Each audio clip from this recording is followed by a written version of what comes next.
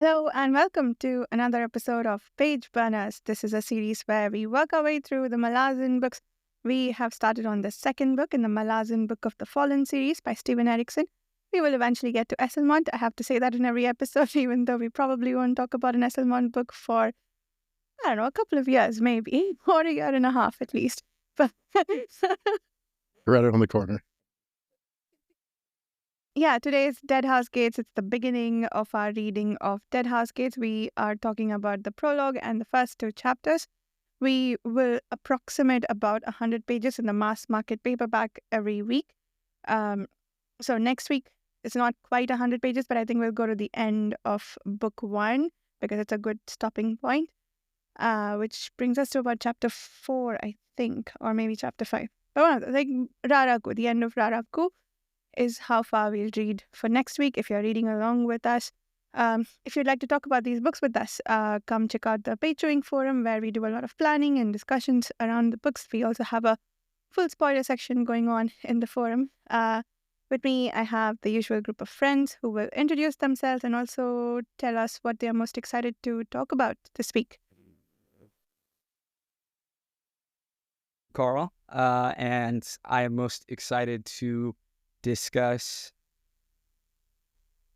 I think I'm most excited to discuss the ways in which, even early on, Erikson explores the themes of the past coming back to haunt a civilization that perhaps has forgot it, or at least believes it has been laid to rest. And I do want to say I just checked my book, and it is through chapter 5 to get to the end of book 1. Well, I'm Steve, and from pagechewing and Steve Talks Books, and it's my second time reading this one. I am most excited probably to talk about the prologue because I love it so much, but also about the holy book of something I can't pronounce, and what that means. I have lots of questions. We'll get to it, but yeah, so happy to be here. And my name's Shannon, and I am most excited to talk about Kalam and the Book of Drajna, and as well as Fiddler and the stuff with the Tano Spirit Walker. Really, probably all of chapter 2. I was enraptured with that chapter. Very nice. I want to talk about this idea that souls have weight that we are introduced to in, was it chapter 2? Basically that conference when they tell us that Sormo Inat had 17 crows, or no, 11 crows carry his soul away to the afterlife or for his rebirth. Cool. I guess the prologue is a good place. Sorry, go ahead. Did you introduce yourself, Varsha? Oh. Come on now, tell you, adjunct. pal? I don't need introduction. Everyone knows the adjunct. You're right. I'm Varsha. You can find me on the YouTube channel Reading by the Rainy Mountain. And yeah, I already said what I'm most excited to talk about, the souls with their weights. And I'm really excited to reread this entire series. But this book has already been so different on a reread for me, because we are introduced to a lot of characters, which is nice because, and I don't know, but I don't have an opinion about that, neutral. But except for 4 of them, we meet a lot of new characters who we haven't seen before, which, yeah, I'd like to discuss how you guys feel about that. I hear that's something of an outlier in fantasy, and I suppose it is. I'm not well read enough, and people sort of lose their bearings. And Dan is here. Do you want to introduce yourself, Dan? And also state your opinion to the question that you only half heard. I can't hear you. Okay, so what's the word I'm looking for? Redirect to one of the others. Steve, do you want to talk about it? About the question? Yeah, about the new characters and how you felt meeting them. Some of them we've heard by name, I think, Felicin and Icarium. So we're still pretty grounded in... Yes, hi, There you Dan. go. And now we can hear shit. Oh, great. We'll get there. We're very professional here. So we're a professional group of Professional people. podcasters. Got it. Yes. I did it. Yay. Excellent. I was just And that's saying Dan. that I think the question is irrelevant and shouldn't have been posed. Thank you, Oh. Dan. Damn. Laying down the Coming in law of the hot. land right up That front. didn't take long. I will remind you that I am adjunct, so I'm going to kick you off of this now. I guess so. Well, I should remind you what happened to the last adjunct that tried to use their influence. There's a new adjunct in town, bro.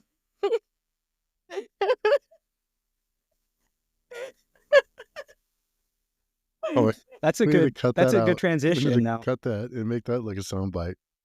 yes, yeah.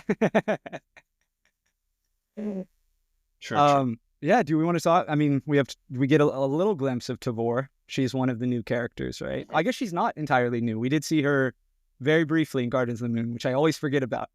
But we did at the very beginning of Gardens of the Moon. We see her as a teenage girl in the estate that we since know has been sacked by the Imperial soldiers.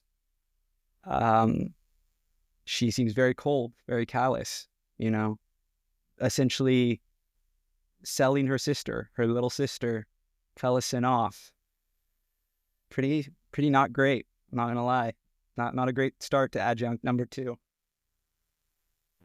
You mean adjunct number 3. Right. Right. Well, that would mean that my career is over. Never mind. I'll be adjunct number 2. Yeah, and it does seem like it's a bit of a power grab there, doesn't it, with Tavor? She seems... The sense that we get here is that she did this for keeping her place or saving some family honor of some sort. I definitely feel that, it's... While she is in some ways inscrutable, particularly at this point, I think it's fair to say that she certainly has a motive behind what she's doing, other than... I don't think it's likely entirely pure self-preservation, but question of what exactly her intent is certainly up in the air at this point. I will say I'm also on the topic of new characters. I have really enjoyed, after reading Gardens of the Moon, reading the epigraphs and picking up on name, Haboric has a number of epigraphs in Gardens of the Moon. And I think Duiker might even have one. And we're introduced to both of them in these opening chapters, both historians, one of whom has now been sold into slavery, and the other one who is, on the verge of an apocalypse, as it were.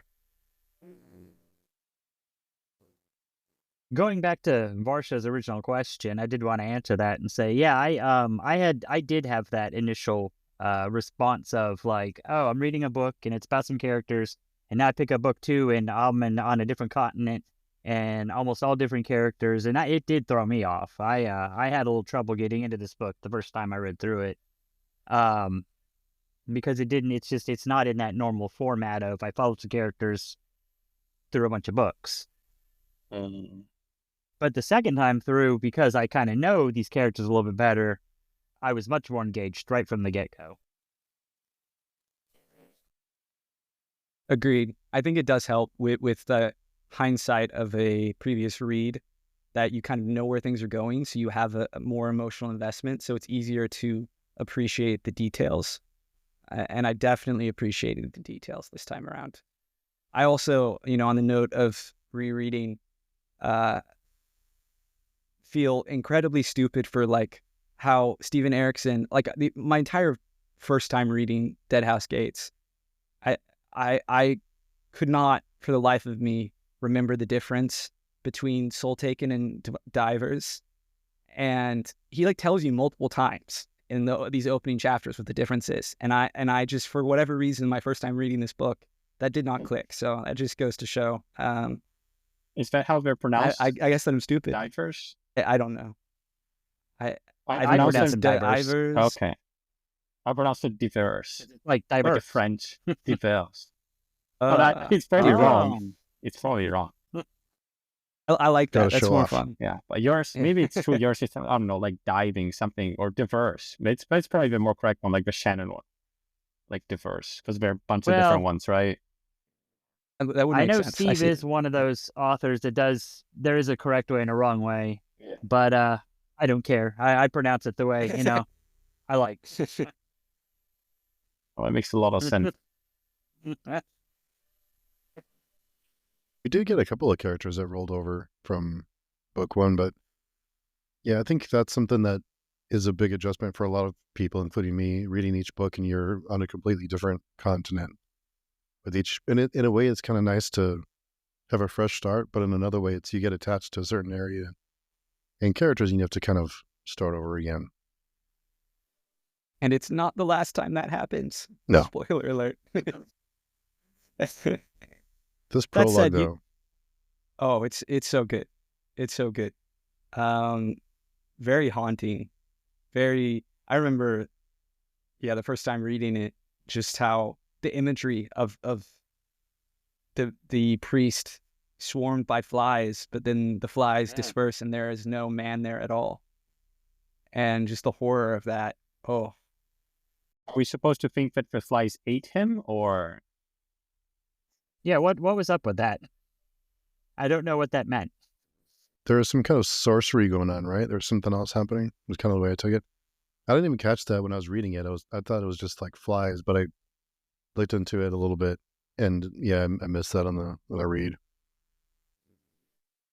Yeah, I thought there was never a person there. It's just a swarm of flies in the shape of a man, and somehow they spoke. That's like what a I thought person, too. but it didn't Oh, okay. sound.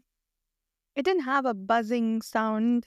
The voice, at least, that's not how it's described. Because was it Felicin? Felicin surprised later that swarm was able to speak. Yeah, I The thought speculation. there was a person at the beginning, and then it got covered more and more into flies. That's what I thought. I mean, I think he was That already may be the case. Yeah. covered in flies, but more kept swarming to Yeah, him as he walked. but I felt like you could definitely see a person first at the beginning. I bet maybe you're. I don't know.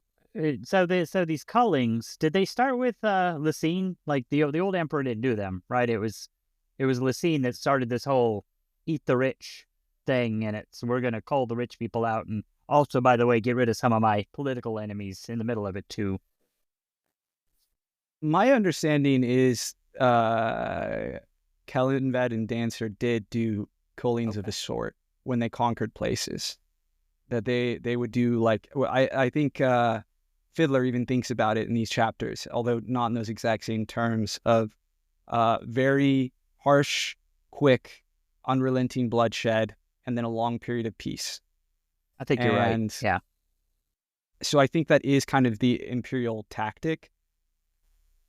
My guess would be the difference is they don't usually do it to people who are ostensibly their own people.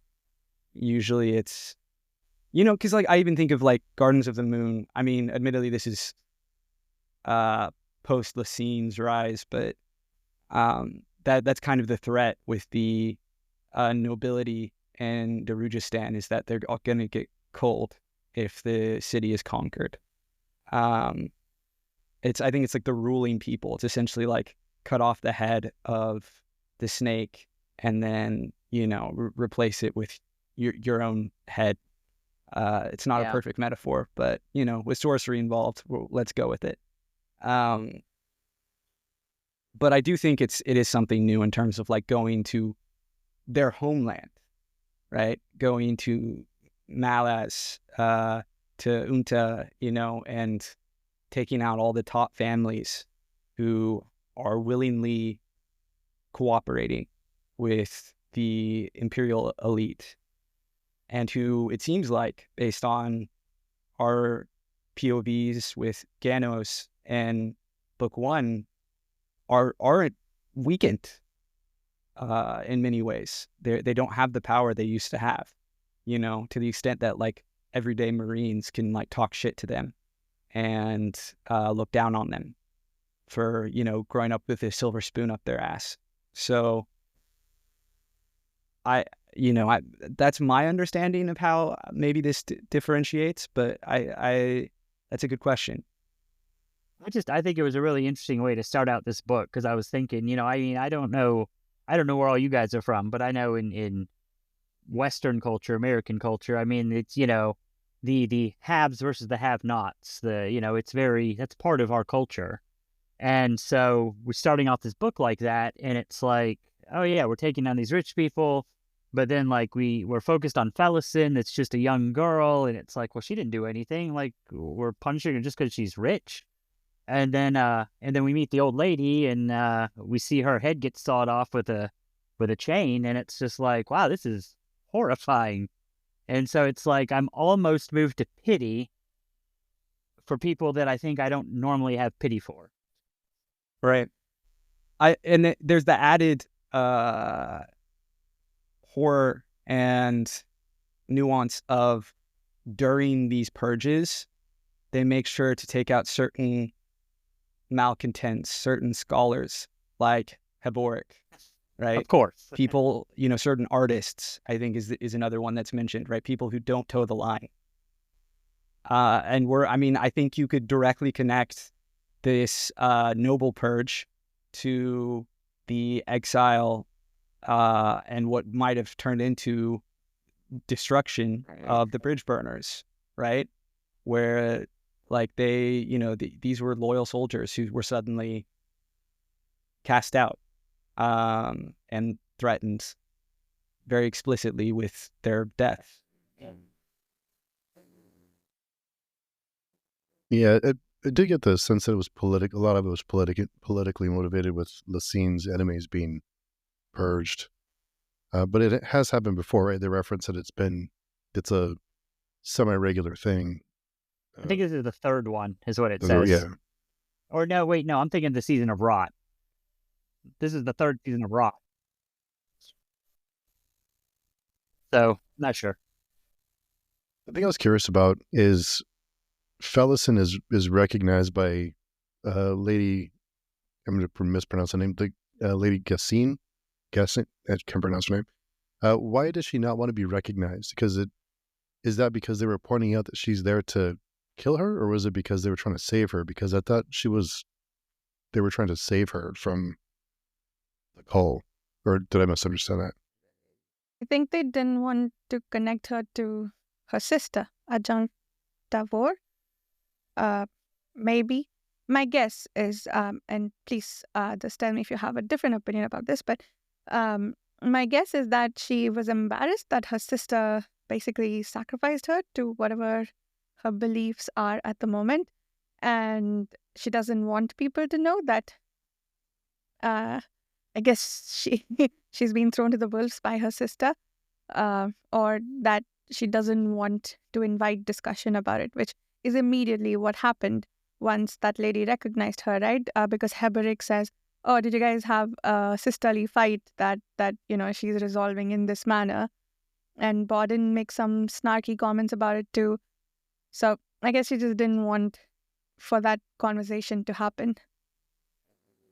Yeah, which I thought that was interesting. So the parents are dead, the father died, which I have seen it confirmed in like an interview that Erikson said that that was the price of bringing Perrin back to life, was his father was like actually the one that died. And then it says here that that Tavor like sacrificed her mother, and then now her sister is caught up in the call. It's like a sad irony. Okay, I thought that I don't know. I thought that her sister has sacrificed Felson to save her mother or something, but then her mother died. But I don't know. I think her mother died soon after the father. Yeah, No, it doesn't make sense There's based not on a- what yeah. Shannon said. So Yeah, it's definitely sacrificing the mom to save Felison. There was like a choice, like one of these two gets to live, and Tavor chose Felison. so saving Felson, you're just sending her to the mines. That's saving. Okay, I see. Yes. Okay. Quite a saving. The question certainly is, what is her plan here?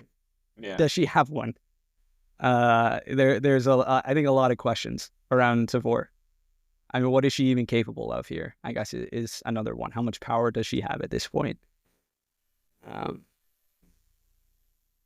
It sucks though. I mean, I'm just imagine being Felison. Like, she's like, they don't give her exact age, but I feel like I remember reading at some point she's like 14 or 15. Mhm. Like she's young, and her whole life is upended, and she's marched off into slavery. Like, and she understandably feels like her big sister betrayed her.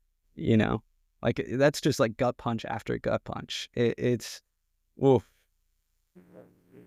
And we catch her pretty much immediately after her betrayal, right? Because in her musings, it's, I wish I could go back to the comfortable life I had last week, which is so recent. So she's still really processing all of this.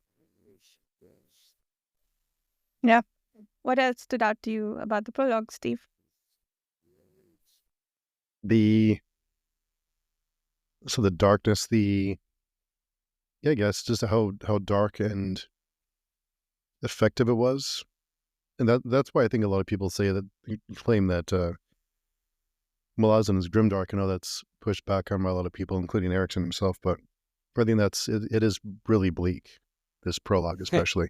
And from what I remember, the rest of this book is kind of dark, but yeah, the prologue especially is very, and that's a compliment, because it does give you that really hopeless dread reading it for these people in chains and being dragged through the crowds, and people are punching them and kicking them, and I mean, just awful. And the people they're surrounded, the victims we have too are not all, like Felison is a relative innocent, but the Bowden, the guy ahead of her, is at least introduced as like just a thug, and he basically sacrifices Lady Gayson, and is just makes really horrible sexual comments to Felison, just like straight up front to this like actual child, and he is just like not a pleasant person. And then you see his like these are not all noble. I mean, there certainly are noble people, but they're not like heroic characters, right? There's nothing uplifting about kind of their sacrifice, or there's no like there any pride or any courage you could find in their moments is really stained by the actions done. That Bowden commits horrible acts of violence right back, and I think the only kind of moment of compassion, of kindness, of gentility is when Haboric puts his handless arms around Felison to try to kind of shield her a bit and keep her upright, keep her walking, which I do.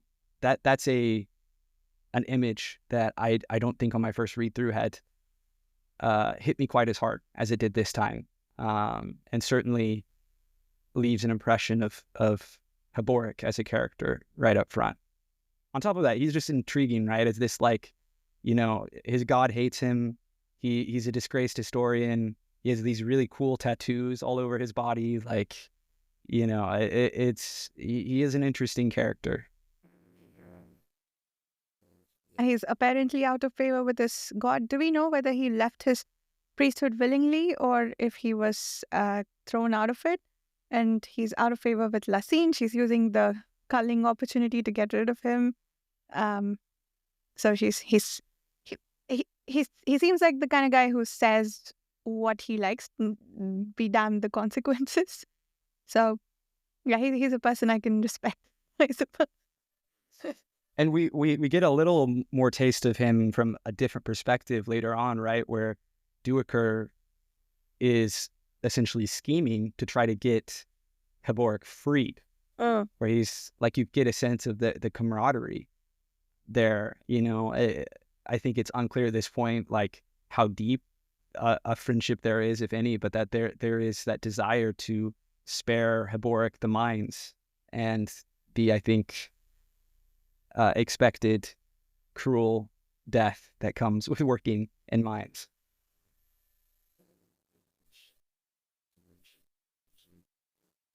I wanted to discuss the epigraph from the prologue, and I guess what your interpretation of it might be. I thought it was really cool and really sets the stage, I think, as pretty much most of these epigraphs do, when I understand them at least.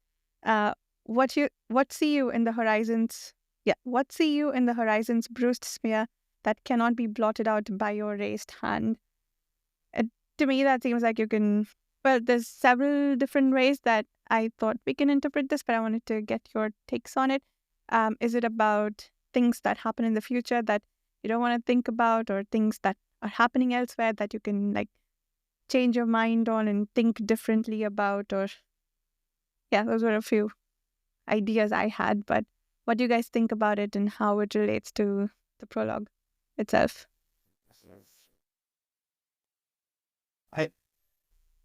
This is one that I really sat with, actually. I read all of these pages between yesterday and today.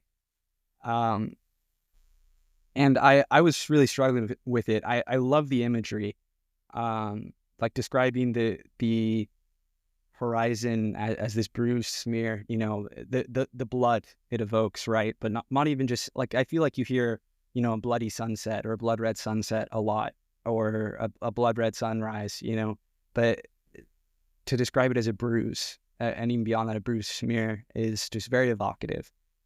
I guess, going off of what you were kind of talking about and thinking about the contents of this prologue, I feel it in some way is kind of in a very, through obviously very like evocative imagery, exploring the idea that, like, there's no amount of blood shed, I think no matter how bright or eye-catching it is, that you can't ignore if you don't just put your hand up to your eyes. I think this kind of ties in, at least my reading of it now, talking through this in the moment, I think ties into kind of what Shannon's talking about how, we witness an atrocity in these pages, and it would be so easy to just ignore it, either because we think these people don't deserve sympathy, don't deserve compassion for whatever reason, because they're the haves, or because they're criminals, or because they're whoever, or just because they live far away. There's some reason it's easy. There's always an excuse to look away.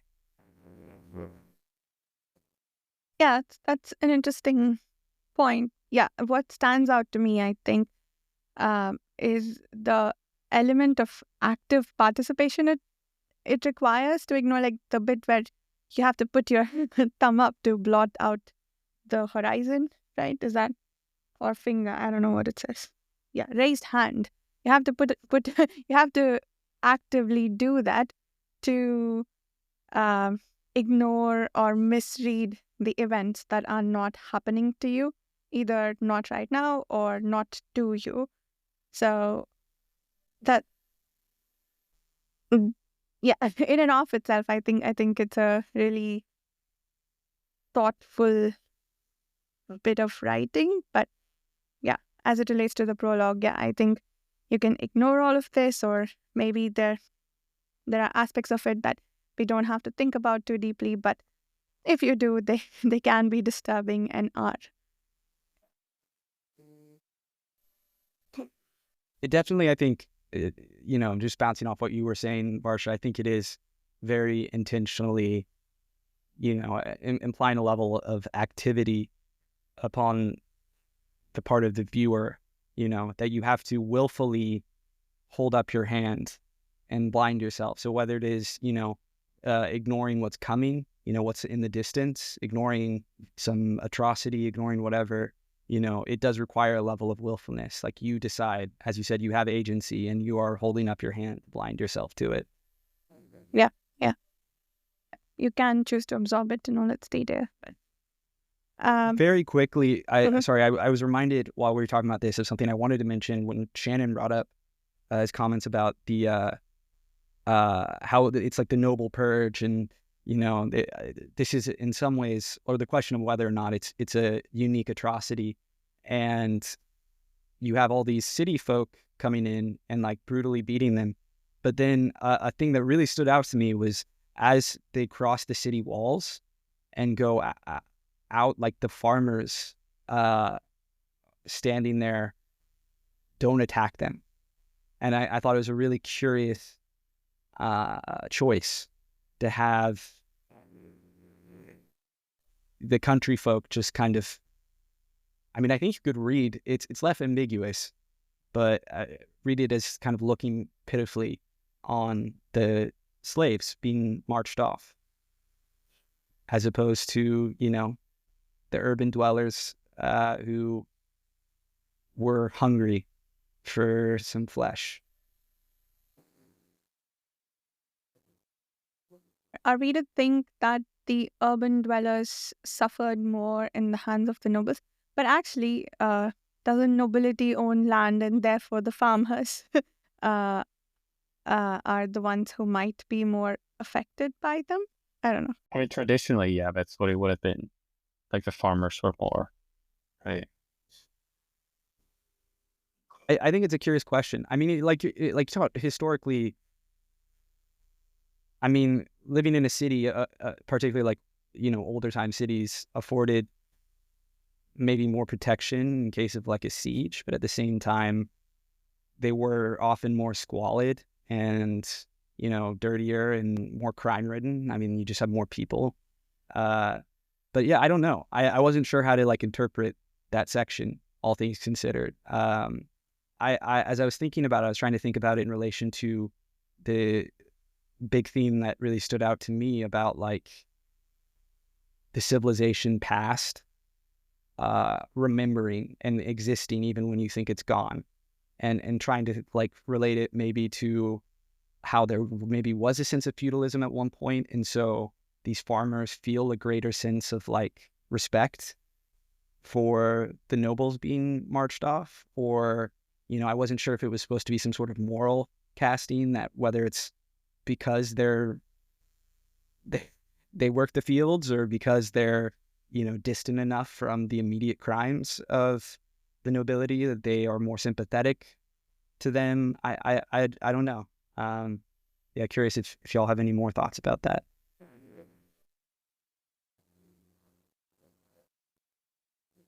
I do also. I don't really have further ideas. I guess I think you covered all the places that it could go. But I do wonder the viciousness of the city folk, if that is reflective of the nobility's treatment of them, or if they're just mobbing up now. There is a certain amount of hatred there. Is it merely you live well while I don't, which they would be responsible for? It's not. I think that if there is a huge imbalance, I think there is some exploitation there for sure. But is it their active treatment of them, or do you think just the inequality that drove them to this?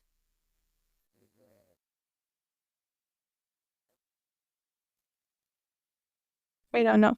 Yeah. Not sure. Yeah. Cool.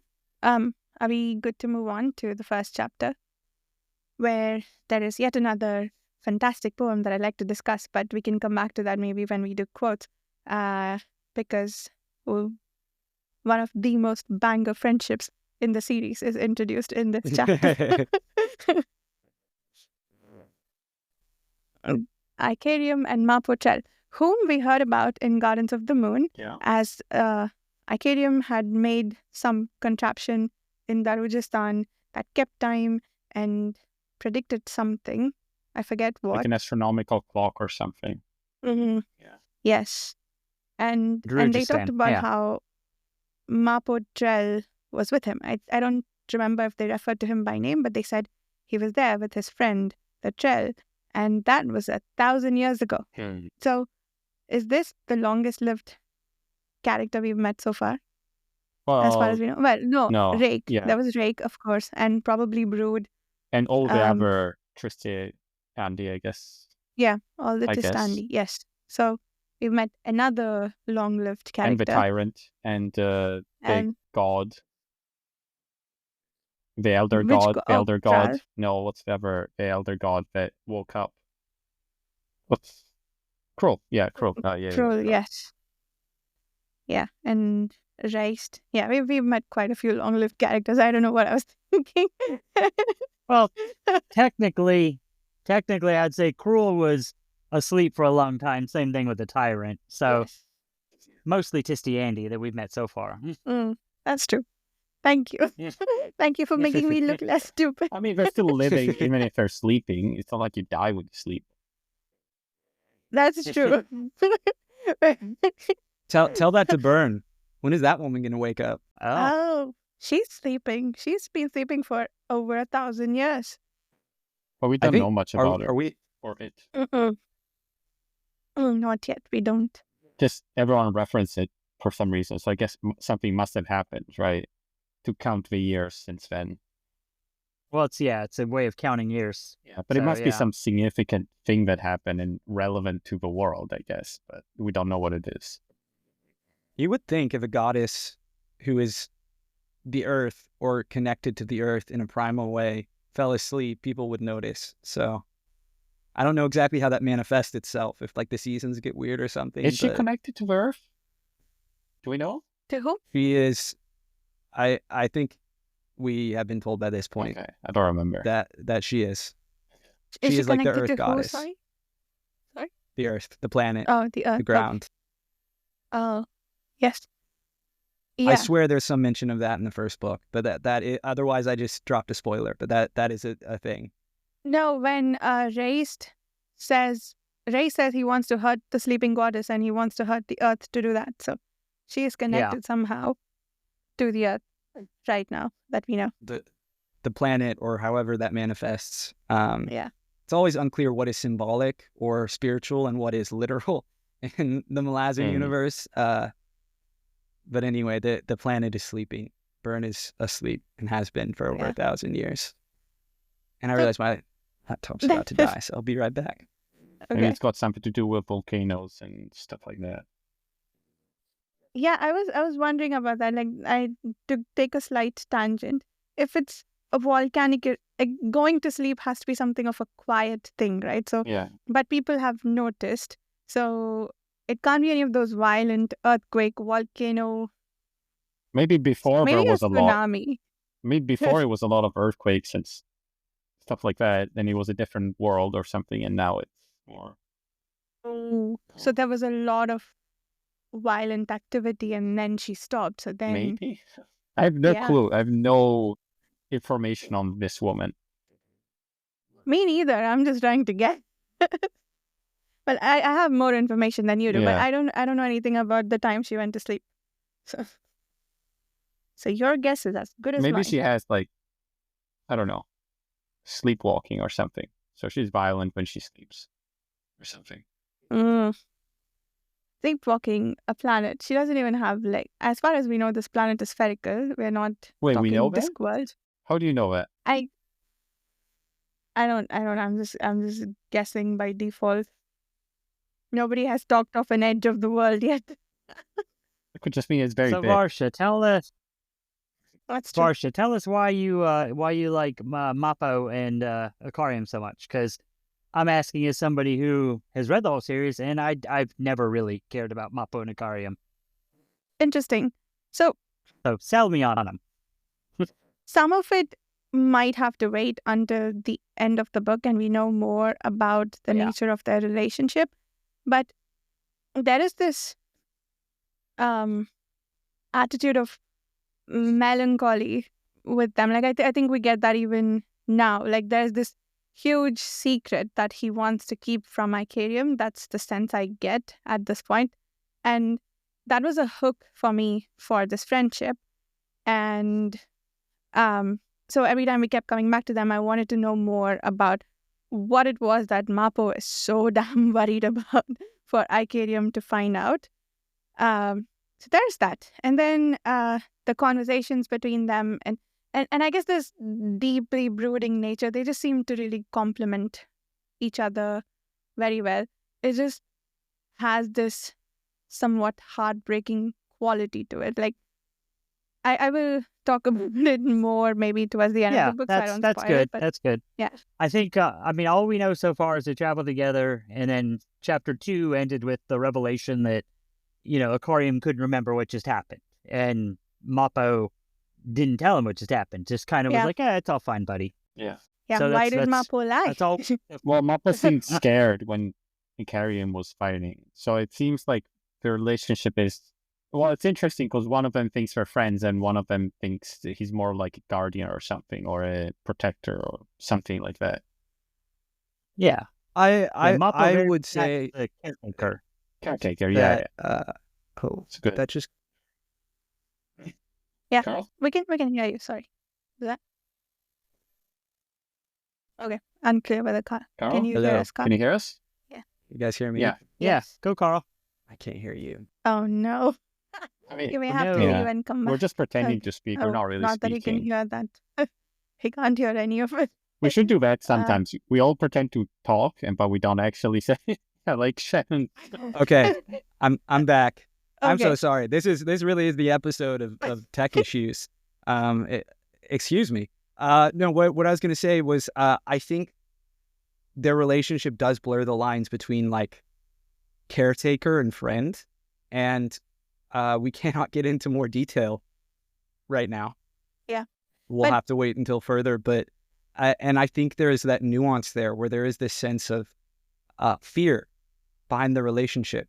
And there is this element that feels unfair, that Mappo feels the need to lie to Ikariam and is afraid of Ikariam and is in some ways taking care of Ikariam, or perhaps taking care of the world around Ikariam.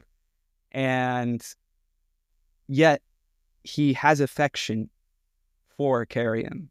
I mean, how could you not if you spend 1,000 years with someone? You would love that person really deeply in a way that would be hard to explain, I think. And like, I just think it's inevitable. Like, even if you started out hating them, you would have to get used to them. Your brain would not be able to handle the relationship otherwise. Really? And trails aren't so alien that I fully believe that. Yes. I mean, I fully believe that. A lot of marriages don't, we spend a lot of time together, but it doesn't mean that. And do they spend 1,000 years together, though? Well, I would assume that would make it better, but I don't know. What do you think?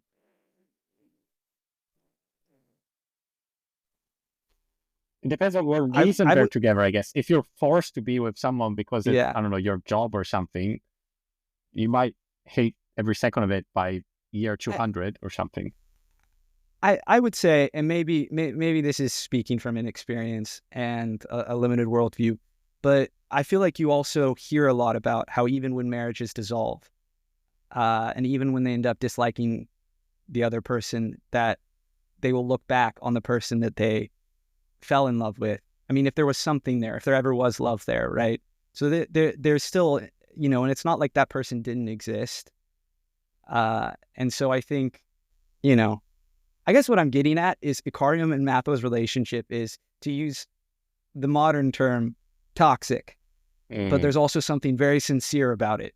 And that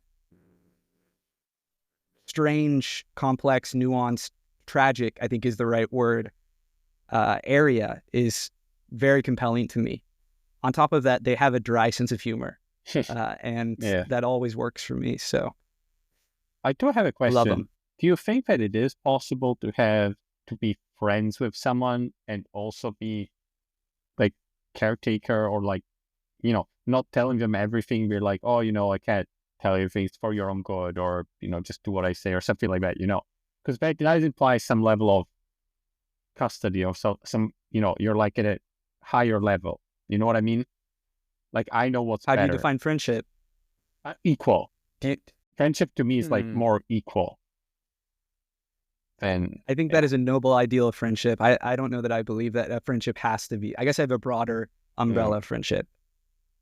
There's a certainly I want my closest friends to be like that, but I don't know. No. It's like sort of like, I don't know, like your parents are your caretakers. Can your parents be your friends? They can love you. Is it the same? I don't know. It is a question I'm not sure about. But... Well, I want to say that's almost a more deeper relationship than friendship, like parents, or like your, and more, more equatable to what Carl was talking about with like a marriage or you. It's not necessarily more intimate, but just more of a relationship than just friendship. Right, because there's a practical aspect to it that I think exists. Like friendships, I feel like we often, our platonic ideal of friendship is fundamentally like impractical. Well, we can think, okay, we share hobbies, like we do things together, but we don't need the other person for things. Well, like even marriages, right, are in some ways a financial bond.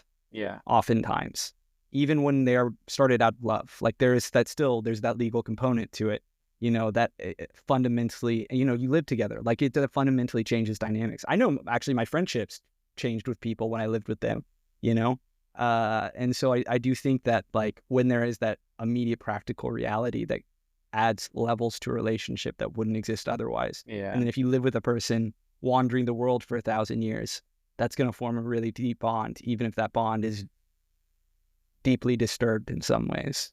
Yeah. True. I mean, isn't friendship kind of the default term for a relationship between two people when there's no other like defined name for it? Maybe acquaintance, but it's not 1,000-year long acquaintance. Maybe. Yeah. So yeah, I think just by default they have to be friends, but whether it's a good friendship, whether it's a happy friendship, I guess it remains to be seen. I think this is a very deep, and you guys used the word nuance before. Yeah. I agree with that relationship, and we'll see that build through the course of this book for sure. But yeah, to like my biggest thing was I think while I don't mind having a lot of new characters introduced, like that's just not something that bothers me about a series. It did help that I got hooked into these characters immediately. Chapter 1. Amen. And there's something going on between these two. First of all, I didn't remember much from Gardens of the Moon, but I happened to remember the name Icarium because it stood out to me. Mm-hmm. And it was, apparently he was there 1,000 years ago. So the fact that they've been traveling together for 1,000 years intrigued me. And then all of Mapo's thoughts about how to protect Icarium were interesting. Agreed. These were the two that I really latched onto in this book in the first read through in terms of the new characters. Like a lot of the military stuff and the stuff with like Duiker, I struggled with the first time through. That said, I really enjoyed it this time through, and we'd be happy to talk about that now if you want to. Should we switch? I think we can come back to Fiddler and the others. We can. For me, like Coltrane and the High Priest of Shadow, I remember those ones very well. Yes. Oh yes, the High Priest of Shadow. Yes, of course. Met Iskar. I did not remember meeting him quite so early on. Iskar Al-Pasti is one of my favorite characters in the series. Preach. And I read the entire 10 books without noticing that his mule is entirely black in color, which seems quite apt for the noble steed of a priest of shadow, but I only noticed that now when I was reading. The black mule with no non-black parts on it. Oh man. But yes, shall we talk about Coltane and Tweaker and do we meet them in both chapters, or I think it's in the second chapter, but we can just talk about it all in one go. Yeah.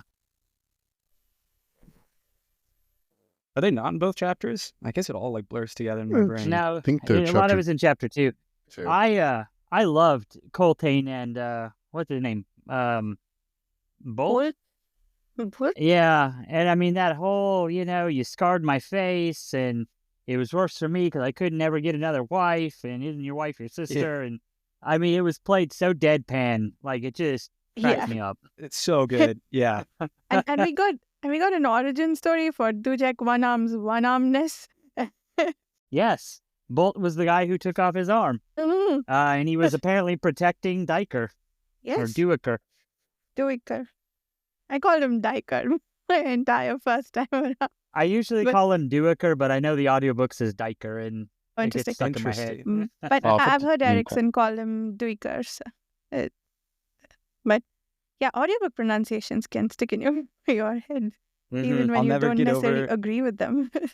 Yeah, I'll never get over the A Song of Ice and Fire pronunciation of Brienne for Brienne. Really?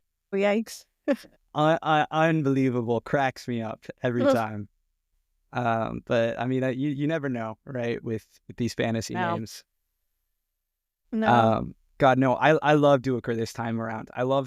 There's a lot of subtlety in his scenes. And I mean, I think there's a lot of subtlety and a lot of the scene work in this book. But particularly, I think, in terms of how the political dynamics and the personal dynamics are related to the reader.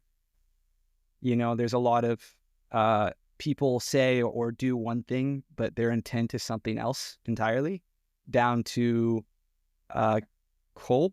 Is that the mage who was basically like Yes. pretending like the warlock child couldn't possibly be scary and real, just so he would pass, be treated like an afterthought. That was the be moment I like, started "Oh, to like Colt.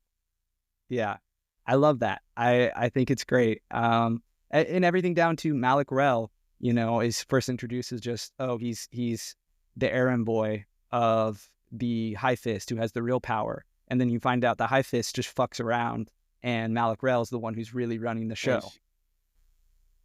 There's just a lot of like, everything is not what it seems here. And that is delicious. Am I the only one that thinks that Malik Rel and Relic Nom's name are way too similar? 100%. Okay. Yeah. I remember being so confused at some points. I was like, I've heard of this name. What? But this makes no sense. Ralik. We also got Culp Rel, and Relic Bolt Nom. in Yeah. this section, True. which are Yeah. also too similar for me. And there are a lot of characters in this series. A lot of them they I have no don't get it. relationship between each other, right? They're just randomly, It's also true. right? Yes. Okay. Yeah. I Yeah. was wondering if I was missing something. So, I mean, go Erikson ahead. sorry, Varsha, go does on. some awesome names, but he also does a lot of repetitive, kind of a little too similar sounding names sometimes. Go ahead, Steve. but I was on the topic of names. Was the Moby on the ship in chapter 1 that found the soul-taken whale? Is that a Moby Dick reference? Oh, That's true. fantastic. True. Didn't even think about that. True. Yes. You know what Moby made me think of? The whole description made me think of, I forget what the name of the creature, the species of the creature is, but Last Airbender, Momo, and Oh. Moby. Moby could be nicknamed Momo. I'll never unsee it now. Yes. That was entirely my intention. But yeah, I didn't remember there being quite so much politicking in these books. There's quite a bit of sort of nuanced, political commentary, especially in chapter 1. But yeah, I didn't remember there being quite so much politicking in these books. There's quite a bit of sort of nuanced, political commentary, especially in chapter 1. But yeah, I didn't remember there being quite so much politicking in these books. There's quite a bit of sort of maneuvering here, I think. And I don't remember if it's all sort of laid out here in the first 3 chapters and then it's all a lot of action later on. But yeah, maybe I followed it better this time around. But there's a lot of manipulation of who's in power, who's speaking, who's like when they sent just like in Gardens of the Moon, the person that Sori kills, who just comes to give the bridge burners a feeble congratulations for their survival or something. This high fist is supposedly speaking through somebody else, and it's not the insult that it seems to be at first glance. It's more that this is the real power behind the throne, so to speak. And so we find out later that Pormqual, the high fist, doesn't really do much, and he lets things be, and corruption is rampant and so on. So he hasn't replaced Dujek One Arm as high fist, right? So I thought for a long time that there is only one high fist, but there are multiple, and he's one of them. Correct. Right? Okay. It's per continent, I believe. Oh, that makes sense. Okay. Or yeah, it's per continent or per like region. It's like the next level up from like governor, which is fist. Got it. So I guess it must be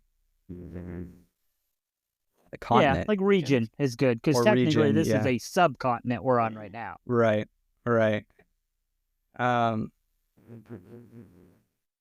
Yeah, no, I mean, this stuff's awesome. I love Coltane. I'm much more into this time around.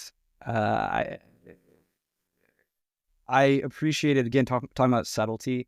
There's a lot going on in his head that it is easy to miss if you're not paying attention, whether that is to the effects his actions have and understanding that this guy is playing the Game of Thrones, right? Like, I think it's easy to take him and treat him kind of as, you know, it's like a fantasy archetype of just like the warrior general, you know, from a warrior tribe who, like, you know, is driven by honor and is maybe a little simple, you know, it is not necessarily playing the Game of Thrones, right? Like, it's almost the Ned Stark thing, although that's maybe simplifying Ned Stark's character. But Coltane, you definitely get the sense, is actively politicking, and, you know, we'll have to see how all of that plays out.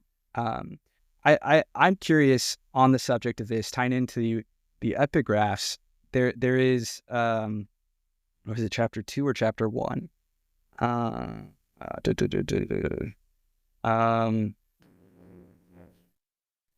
To this day, it remains easy to ignore the fact that the Aran High Command is rife with treachery, dissension, rivalry, and malice. The assertion that the Aran High Command was ignorant of the undercurrents in the countryside is, at best, naive, at worst, cynical in the extreme. And that's the epigraph of chapter 2. But basically, you know, implying that they are, you know, it's like it's easy to be like, yes, they were corrupt, but they also were not ignorant of the looming apocalypse and the rebellion that comes with it, you know. And I guess I found myself reading this wondering, you know, while they certainly were not ignorant of what was going on, as it becomes very clear at the end of the chapter with Med, the M-name guy who's a spy who essentially plays Kalam. No, the Red Swords. No, not the Red Sword. Although, yes, he also was playing the game. They're using him. Yeah. Yes. That they clearly know what's going on. But I guess I also wonder about how much they really understand the undercurrent. Like, how much do they truly get the culture and the undercurrent of magic that's playing a role here? and like how much are they underestimating the force that is coming their way. And I guess that kind of ties into my interest in the theme that comes up multiple times, often in very explicit symbolic ways, like in the opening of, I think, chapter 2, where it talks about how this city had been founded upon the grounds of another city that was many times older than it. And Erlatan? Yeah, Erlatan. And they tried to, some hubristic king tried to build a fancy little crown on this like famous hill where the heights of the city once stood, and the crown came crumbling down. And that it very much reads like the city itself, the underlying structure of it, the spirit of it, revolted against the civilization that had been placed atop it, which I think obviously ties into this Malazan structure that has been placed atop, and seems almost like all-consuming this empire, but nonetheless is far from the first empire to come through here, and is dealing with something very old and very strange that it does not fully understand, and that, on some level does. Like, clearly they were not ignorant, but I guess I'm posing the idea of just to what degree do they understand? To what degree are they knowledgeable of the threat they're facing, and how much are they, trying to categorize it in a way that feels very within their universe, feels very like Malazan to them. I think, Carl, you might have just quantified why Seven Cities subcontinent is my favorite region in the entire of Malazan. And I never really realized why. It's because there is that built on top of history that's it's like really like, wow, yeah. I mean, Used to be an Erlatan is ocean. built on top of an empire. Or the and desert. Raraku used to be an ocean a long time ago. And it's just Crazy. like, there's the Path of Hands, which they talk about, and the First Empire, which kind of briefly got mentioned, but, I'm sure later on we'll get more into. But it's just, it's just so ancient here, and it's more palpable here than I think even in other books, which Erikson, being this archaeologist, I guess, is, that's something he builds into his books a lot. So, I don't know. I really dig that. And thank you for explaining that in a way I hadn't thought about before. Nice. I also love the image of the city. It just shrugged and brought down the entire new crown crumbling down, which that's such fantastic imagery. Like, it takes so little effort to put an end to what took, I presumably, years and years to build. And I guess the weight of memory that can bring you down, or that's how little that needs to be done to, I guess, destroy what looks good and make it really bad. Yeah, I like that. And I love how it ties into some of the stuff we read about in this chapter and about Seven Cities in general, all the magic and the I guess the signs that people have been apparently burying in to call the apocalypse and raise the rebellion, right? That we find out from Duiker and from is it Kalam, when Kalam is told that there are clearly signs, we're just like not putting others there too so that people can't find out. So even what they are doing with it, I think the new empire seems to be not very familiar with that, so they can do what they want and get away with it. And also that scene where Duiker and Sormo Inath see that bit of dance with the goddess. I think it's supposed to be predicting the apocalypse, and all that imagery of the red images, and I think especially when it's raining and Dwicker sees some red leaves, I think draining away somewhere, like it's foreshadowing some blood that's going to be running.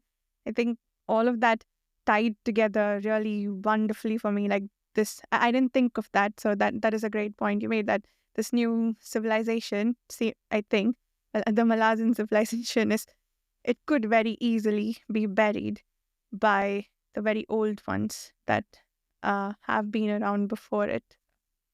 I like that. Not the fact that it could get buried, but that imagery and the ideas that are built on top of it. And I think the further question then thematically, and obviously then that relates to the plot, is when you're confronted with the spirits of the past, the previous civilization, what came before you, and maybe what came way before you, ghosts that are like seated into the firmament of the land. What does it take to overcome them? Like, how do you overcome or even just withstand them? How do you even stand a chance? Like, what does it take to come up against those?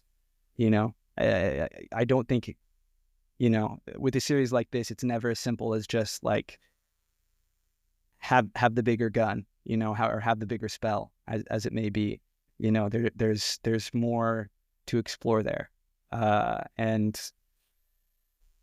I don't know. That's something I'm going to be keeping my eye on. I like you pointing out the red imagery, like red and ochre, that like burnt orange. There's a lot of that. Which, by the way, this book is why I learned the word ochre. Did not know that word, and God, Steven Erikson loves to use it. But I looked it up the first time I was reading this book several years ago, and I was like, okay, I will never forget it because he uses it all the time. Same. Erikson loves the word. It had to have been this book is when I actually looked up what the word actually meant. Another one talking about his archaeologist background, potsherds. That's one that I had no idea what it was. Looked it up. I'm like, okay, there you go. Broken pottery pieces, pretty simple. But yeah, there's a lot of that like red orange color symbolism. Even down to Iskarl Pust having red paint on him, and they think it's blood. You think it's blood at first. You're like, oh no, he's covered in blood, and it's just paint. It's like, that's the most Iskarl Pust bullshit. Which, there's the added depth of they don't lay this out for you, but shadow is the element of illusions, as we have seen in the first book. And so, obviously, as Mappa alludes to, there's more to Iskarl Pust than meets the eyes. And, he plays trick. You got the illusion trick imagery going on there, certainly. Yeah. When I think of this book, I think of it in color, I think, for some reason, and it's mostly brown or a reddish brown even. And a lot of it might have to do with the cover, but it's also, I think, all this red imagery that I can't say I really paid attention to last time. I'm noticing it more now, but it must have planted itself in my brain somehow. That, and I guess the desert that we travel through. So yeah, I like this. I like the use of color in this book. But since we're on the subject, I thought this would be a good time to talk of the poem for the book 1 section, where apparently there's a dude swimming through the sand and says, I have seen shells and the like on this desert floor, so I swim this land's memory, thus honoring its past. Is the journey far? Queried I. I cannot say, he replied, for I shall drown long before I am done. This idea that the past is so deep that you can keep going and you will never get to the end of it. And I guess just the random images from the poem that someone's swimming through the sand and he's swimming this land's memory. I love that idea. Very evocative. With you on that. Yeah. It's beautiful, beautiful imagery. Steven Erikson is very good at evoking that idea of the length of the past and using very wonderful imagery to touch upon it. Yeah. I'm also kind of surprised at how much more I'm getting out of the poems. The epigraphs by themselves, like those that aren't poems, which I think there's more of in this book than in Gardens of the Moon. Those are, okay, they're mostly information, but the ones that are poems, I almost never got. But now I'm getting them because I know what's coming. Well, I still can't say that I get all of it, but I understand more, which is nice. We're talking about understanding stuff. I'm not going to detail, but how about that creepy child's prophecy? I mean, pull that poor child, really, and this poor, bloated, starving child who drops dead. What a disturbing scene. But that prophecy it's something. Yeah. It hits, I will say. Is that the one that talks about how the two bloods will be the same, and that Raraku was a desert, it was a sea. Yeah, two fountains of raging blood face to face. Yep. The blood is the same. Blood is the same. The confrontation. Yeah. It's. Whew. Okay. It hits. We'll talk about that again. That's all we in can a say. later Yeah, book. it's going to be a while. Yes, the holy desert remembers its past. That's my favorite.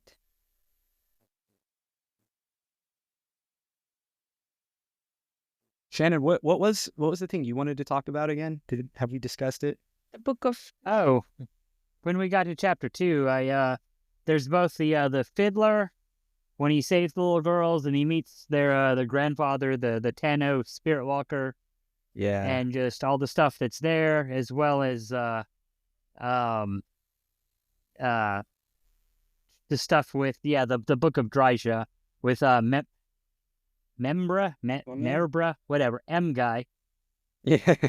And we meet the red swords and stuff. Yeah, I did want to ask about that stuff. Like, how did Fiddler know about these people? Like, was it all just random that he met these people, or was it planned? Like, how did he know that he was going to have the book? How did he know that the child he was going to rescue was just randomly the child of his? I don't think he knew. I think he just, he saved these, 2 girls? Just because it was the right thing to do, even though it risked, exposing himself. And then he meets their grandfather, and it leads to, all that. The book is no, I think separate. It was just because he...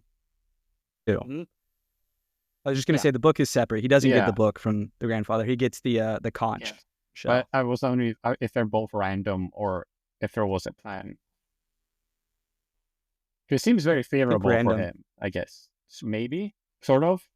Or it seems like, I don't know. It seemed like, at least for book 1, it seemed like there wasn't, like the red sword had some sort of plan. It's like, oh yeah, it's great that he got it or something.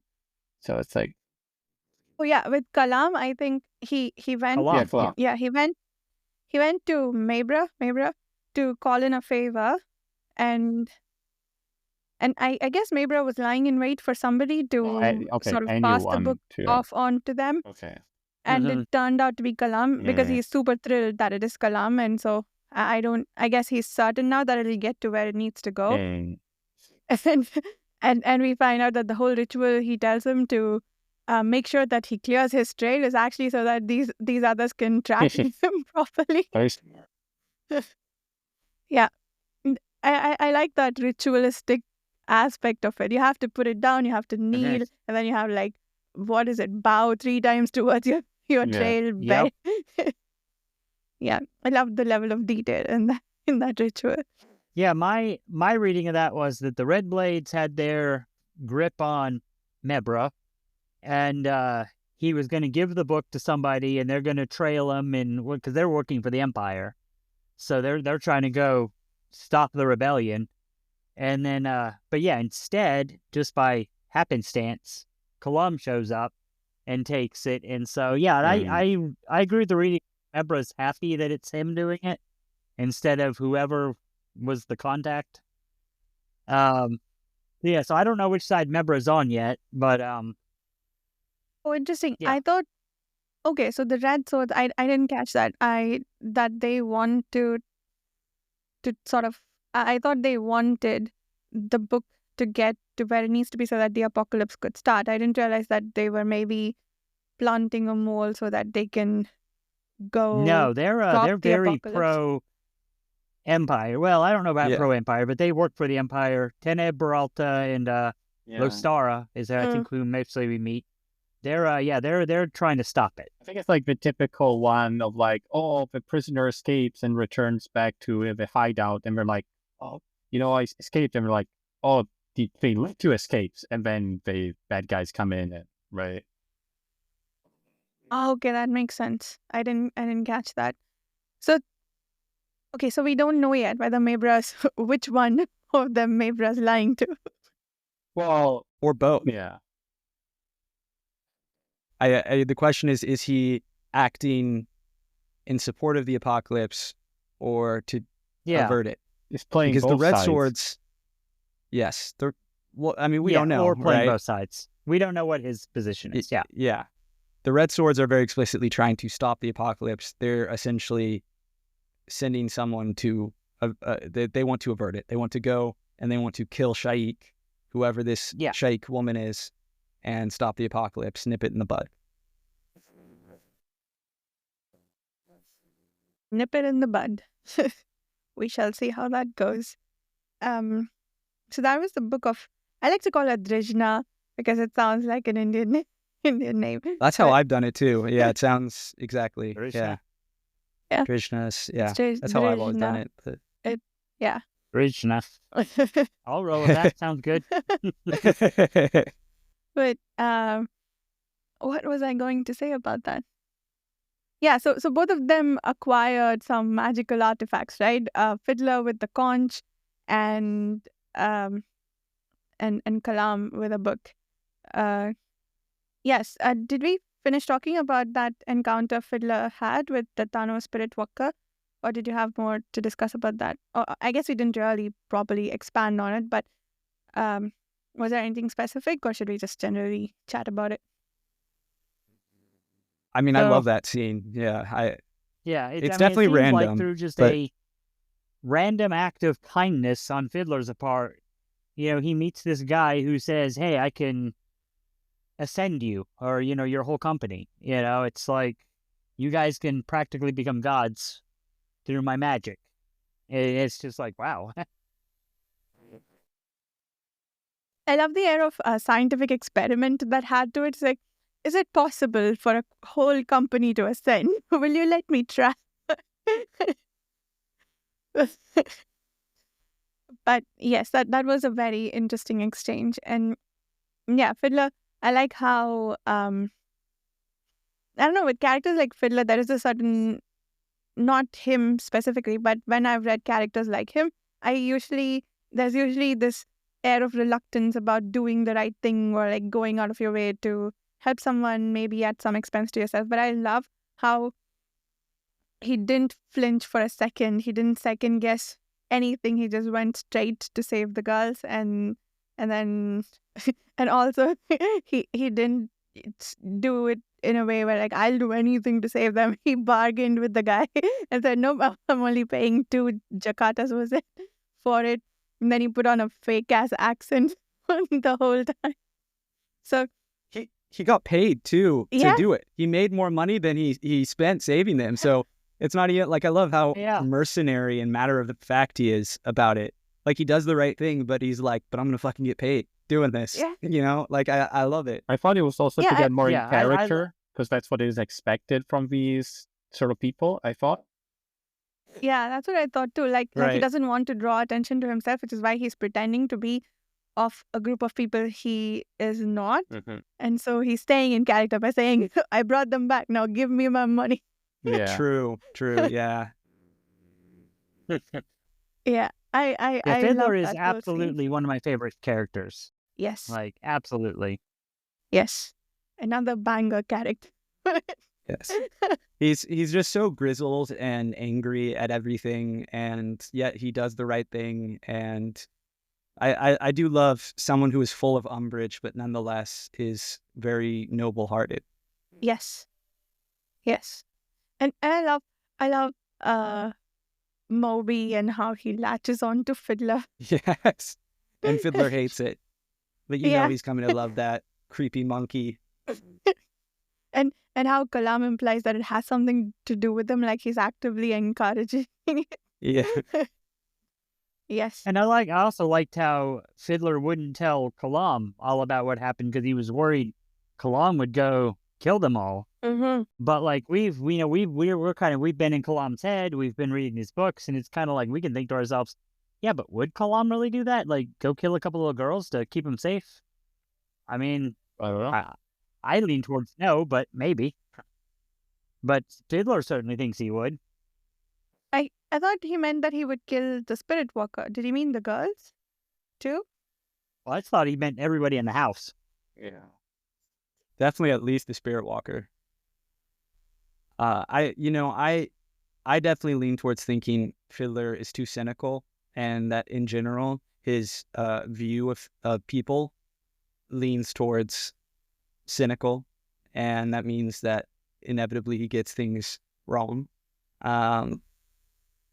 But it certainly reveals something about Kalam and his relationship with the Tano Spirit Walker and maybe that whole culture, that whole religious sect. And, we don't really know exactly what happened, but there's clearly some tension there in his background. And that he did not, despite coming from 7 cities, not all 7 cities necessarily got along, They had their own feuds before, or maybe caused by the Malazans. It's more simple, or more complex, excuse me, than just a simple, one side hates the other, and vice versa. Yeah, that was interesting. And also, I guess Kalam's origin too from similar people. I guess Kalam is from the place that they are currently in, right? Yeah.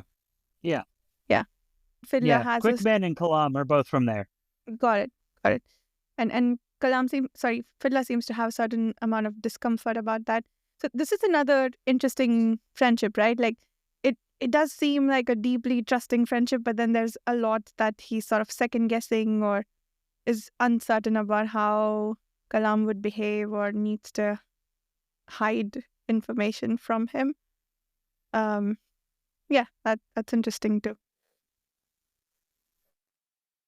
Talking about friendships and not being on equal grounds, right? Not fully trusting the other, having unequal power dynamics. I think, I guess my concluding sentence on that note, to bring it back to that briefly, is that I feel like friendships, like any relationship, can be innately complex and less than wholesome, because love is itself complex and not always very wholesome, despite how we glorify it sometimes in pop culture. And it's not true love. It's not true friendship. There you go. I like your noble ideals, Dan. I wouldn't expect them from you, to be honest. No, I would say that's the classification, the ideal of thing. Maybe No, it's good. Maybe there's It's no good. friendship in real life. There's no damn. You went from one to the. That's the real. It's just like saying communism. That's the ideal of real communism. There's no communism in real life. It's just none of the governments are really communist, right? Technically, right. that's the Didn't achieve definition. The ideal. Right. The pursuing. Right. Nothing matches the ideal, I think, is what you would argue about anything, right? Is that inevitably people and systems fail to meet the ideals that are set for them. I guess. That does not mean ideals don't have their place, I would argue. Ideals do have their place, but nothing in the simplest terms, it's like when you hero worship people, your heroes are always going to disappoint you because they're humans. Or people have narrow interpretation of ideas that sort of suits them or... Yeah. Sorry, Shannon, you were going to say something? Well, I was just going to say, Varsha, you wanted to talk about Sormo Enath and the weight of souls.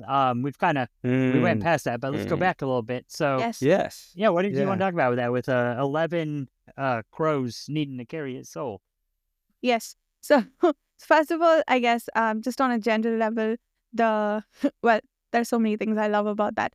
One, this idea of rebirth, which we have met in Gardens of the Moon, if not quite in that sense, I guess. The witch woman Riga, she wasn't reborn, but she sort of had a bit of a not quite afterlife in Sori's head.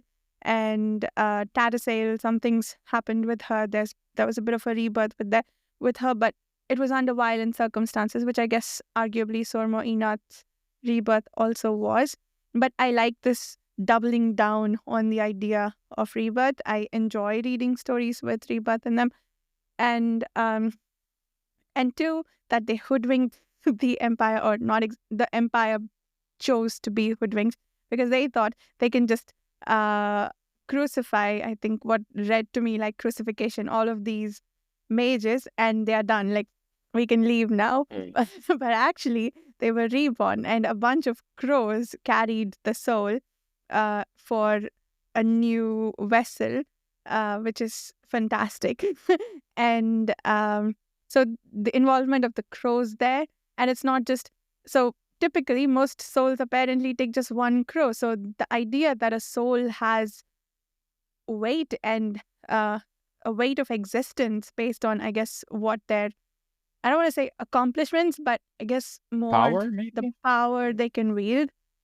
That to me, just as an idea, is quite brilliant. Do you think there's also some connection that there are crows here and also the great ravens of Moonspawn?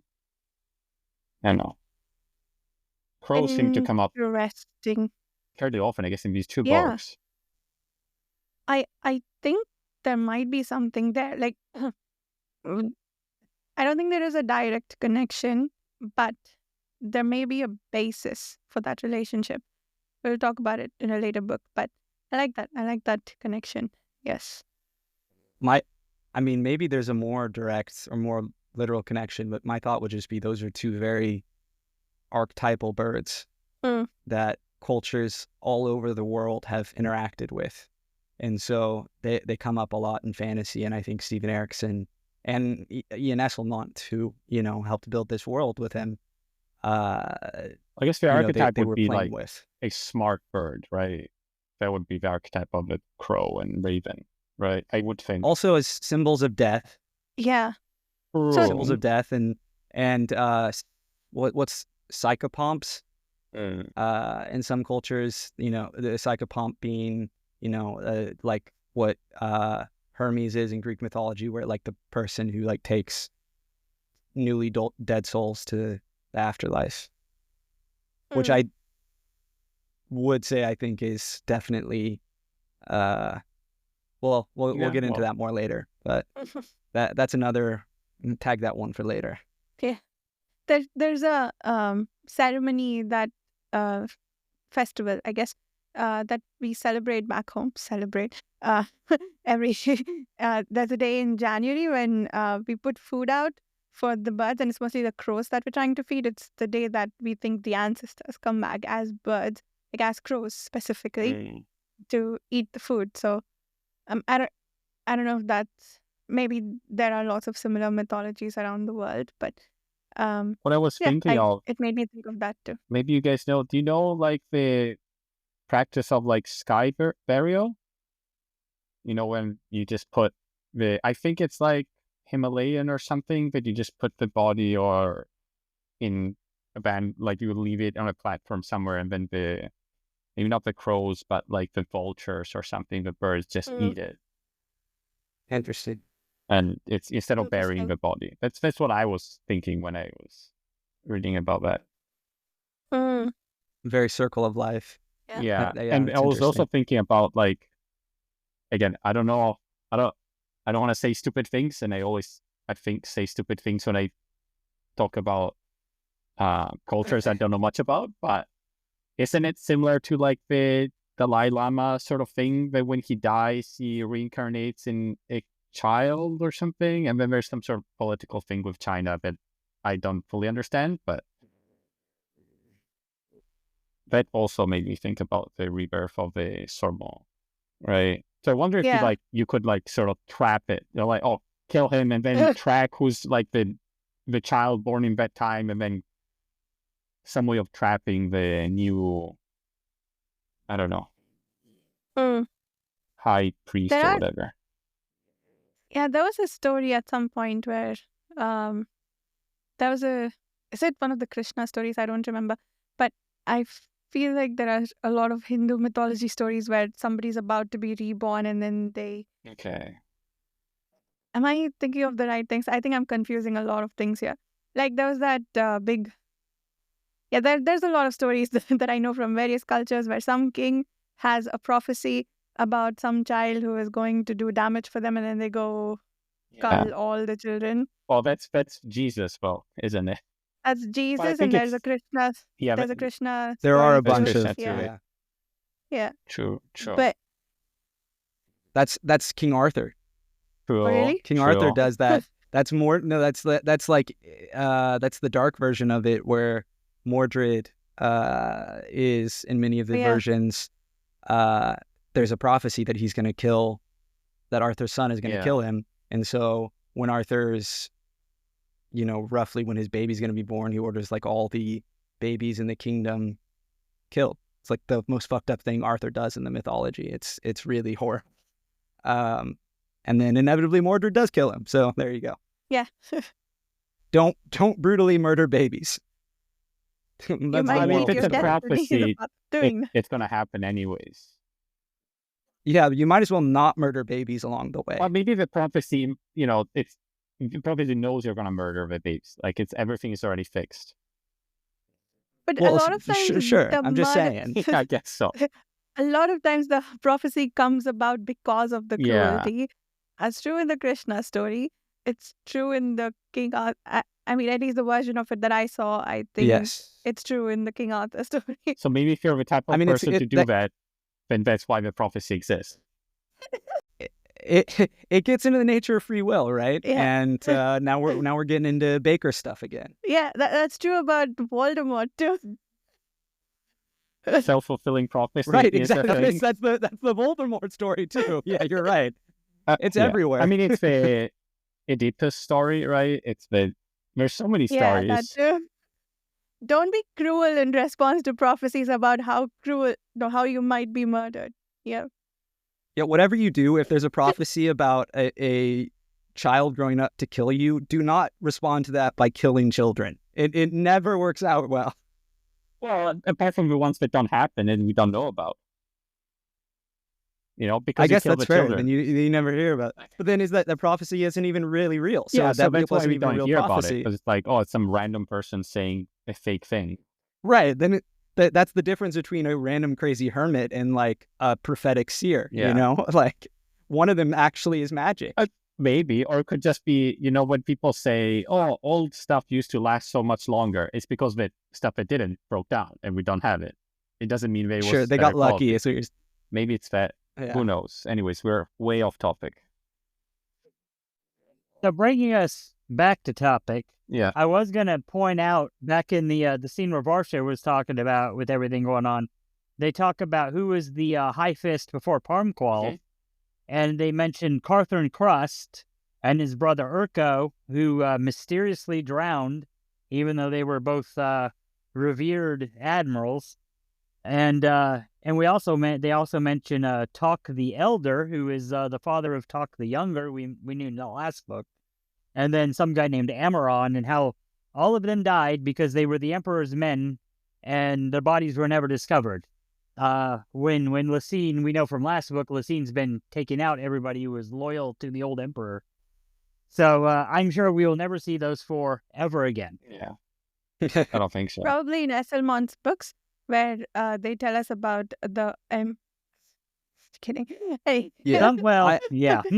I love the wrench that's thrown in that scene with the implication, or not the implication, the question that is explicitly asked about did Lysine have them murdered, or is she just the most obvious suspect, or is she herself being forced to act because they are turning against her because she killed the Emperor and his right-hand man? That's how I read it. I read it as they all four made themselves disappear because they knew they were going to be killed otherwise. So right, because, and then now she looks like they, the villain, right, who killed them all.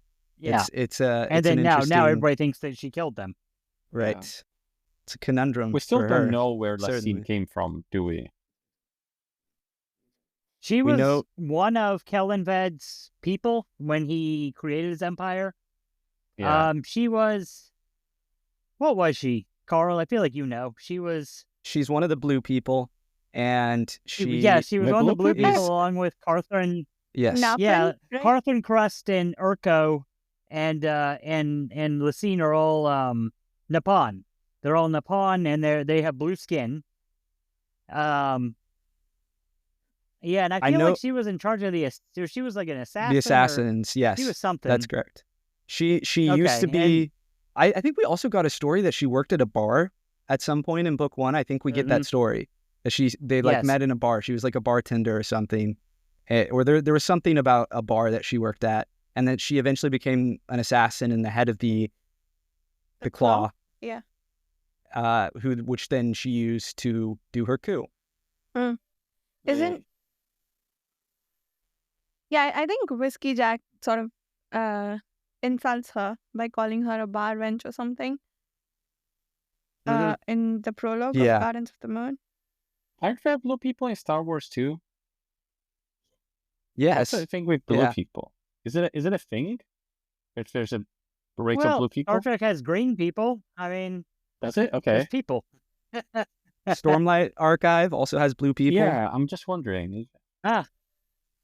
I mean, It's a there nice are color. blue people in real life. They're more like purple, but it's like a genetic condition, very rare. But I don't know if it's related. Okay. I don't I know don't- if they I don't ever think it's explain related. why the Nippon people are blue. Yeah. I do know. Well, I wonder what. Hindu. Oh, true. Hindu is a lot of the gods are blue skinned, right? Yes, but I'm a little unclear on that because they are always shown with blue skin, but I think it's just meant to be really dark skin. Mm, Oh, okay. yeah. I'm just Interesting. wondering I if didn't know there's a that. significance of blue, because it does seem to show up more than other colors. That is actually triggering a memory in me, but I'm going to say, for spoilers' sake, I'm not going to say anything right now. But the blue people may actually have not a significance, but just an origin later Maybe on. they're coming from Star Wars universe. Yes, that's Maybe. it exactly. They're Star Wars people. Correct. Actually, you're wrong. It all originates with the Smurfs. That's true. So- True. They are blue too. Yeah. I wonder. Well, maybe I guess the other colors have some sort of racial connotation in real life. Maybe so. That's maybe why they're blue.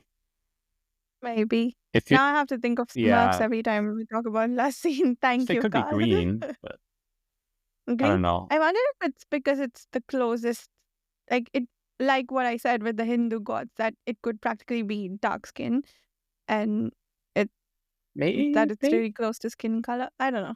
I just feel like we would be purple before we would be blue. You know, like humans. Interesting.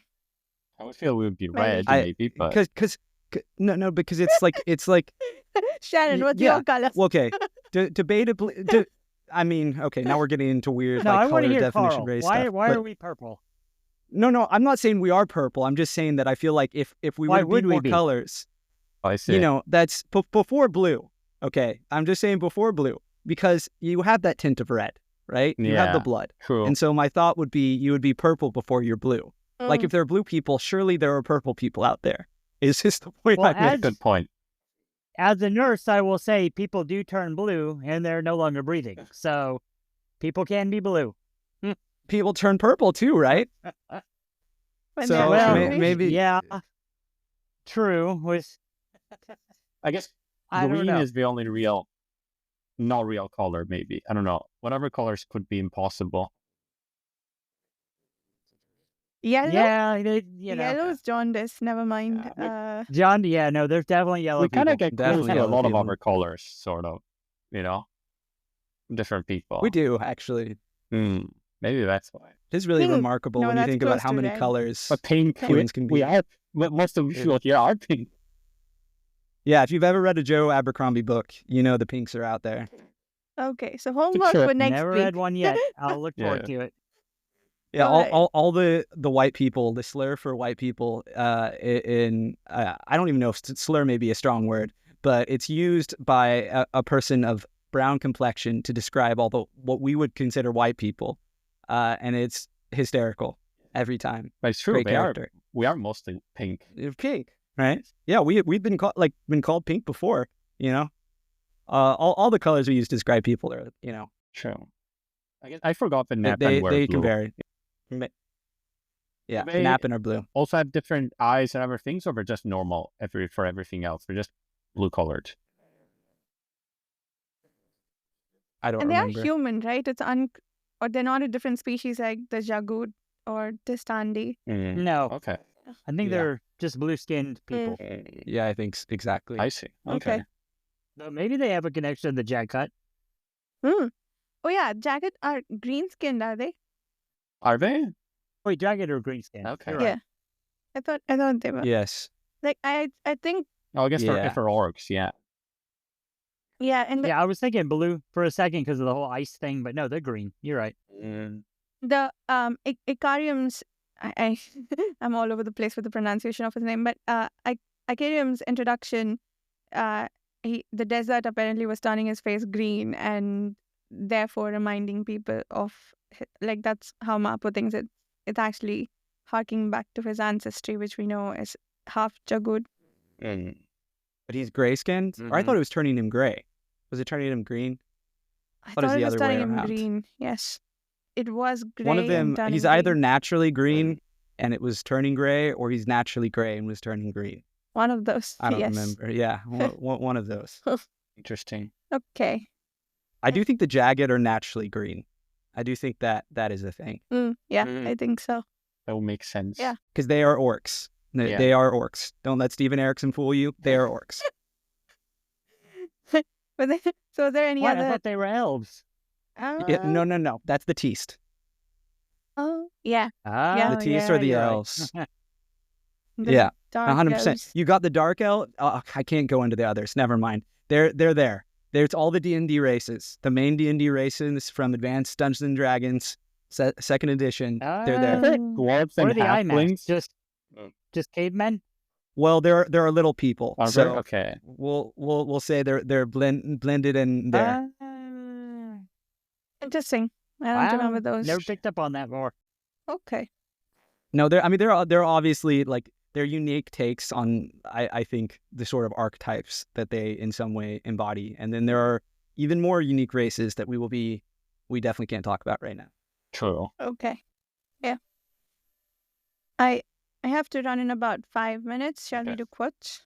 Yeah, let's do Okay. quotes. Or were there any other topics that we should discuss? I think we covered everything that happens in these chapters. And more. Yeah. You had more? Yeah, we talked about Smurfs. more. Yeah, Yeah. we covered so much ground. We went on a few tangents today. Steve really missed out, actually. The back half of this. Yeah. It's sad Steve had to turn into a pumpkin, Yeah. dear listener. Yeah, tangent time is best time. Yes. Tangent time is best time. I like it. I don't even try to steer one the I liked- conversation away. There wasn't poetry or anything. Was here's a line from Ch.2 where it says, 7 cities was an ancient civilization steeped in the power of iniquity, where ascendants once walked on every traitor track, every footstep, every lost road between forgotten places. And I'd say that sounds cool. Like, this was the 100%. I guess the cradle of civilization, and even the ascendants used to walk in these places. On that note, it doesn't need to be a whole topic or anything, but I just have to say, Steven Erikson, one of his great skills as a writer is making people just sound so badass. Like there's no other author I can think of who can so consistently and in so short a period of time make you just think that character is fucking cool. Like, they don't even have to do things. It's crazy. Like, they introduced this child, and because of his little narrative about the 11 crows, right, embodying his old soul, like, I was like, this kid's got it. Like, I wouldn't want to meet this kid in a dark alley. Like, it's crazy. So hats off to Steven Erikson for that one. It's just very cool. I agree. That's pretty cool. And yeah, it is done in a pretty short time. I think same with Icarium and Mapochel. I think there is one, the first soul taken, or maybe it's the bear, I don't know, that comes along and says, oh, shall I eat you this way or that way? And they're like, this is, and they call each other by name, and they're like, oh, sorry, I didn't know this was you. I'm gonna leave. Bye. just pretend I wasn't here.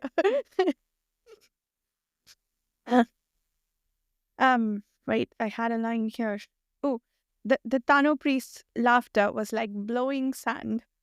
I love that comparison. I can't say I fully understand what it means, but I love it. Like blowing sand. Laughter like blowing sand.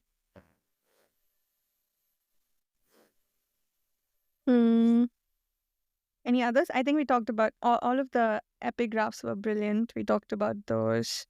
Yeah. What else? Yeah, one thing I did want to say, because you just mentioned it, was the diverse. We didn't really talk about it earlier. I don't know any other fantasy setting that has, you can turn into an entire,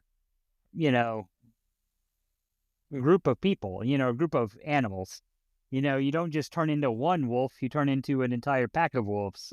Yeah. And I think that's something that's really cool about Malazan. And we got the leopards who got like massacred by Icarium. And then the I think he's a bear that showed up right after that you were just mentioning. Yeah, the nearest thing I can even think of is like vampires sometimes being treated as like turning into like a cloud of bats. But that's other than that, like, I'm with you. I think I've read some where, they're transforming into a swarm of something, but never like a countable number. You know what I mean? Yeah. Yeah, it's like an actual like insects. 11 leopards. Right? Insects or birds like not or like bats a pack, or whatever. Right? Yeah. Like a whole pack of wolves. Yeah, or never 11 leopards, that, I right? think. Yeah.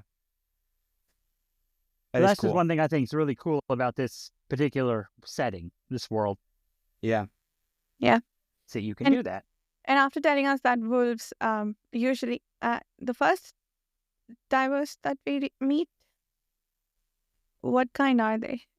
Anyway, they talk about how wolves are interesting. It must be a really powerful diverse because they have, because it's a large animal to split your soul amongst. And then a few days later, they meet a leopard, which, I don't know, I guess they may or may not be more powerful than the wolves, but they must be at least similarly powerful. So I'm kind of interested to know And how think they so. become soul taken or diverse. Is something they're born with, or like something you train to become? interesting. I don't think I know Something that. we'll have to keep an eye out for. Were they normal people at some point, or were they born like that? Oh, I wonder. Yeah. I don't know. I think we'll find out. I have a notion, but we'll find out. Yeah, I think that's it. Anything else? Anybody have other quotes? I think we talked about a lot of them as we were making our way through. So, cool. All right, then we will see everybody next week with the next 3 chapters. We'll go to the end of book 1 if you're reading along with us. Thank you so much for listening, and we'll see you soon. Bye.